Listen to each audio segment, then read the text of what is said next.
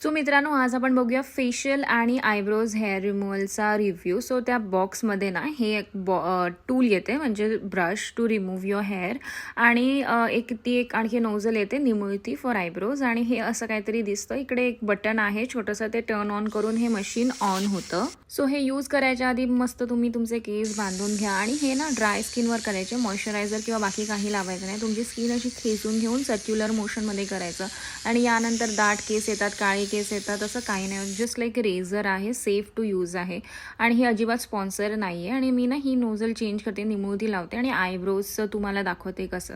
So माझे eyebrows आता वाढलेले आहेत, तुम्ही बघू शकता. खेचून धरायची स्किन आणि अशी सर्क्युलर मोशनने करायचं. अजिबात पेन होत नाही.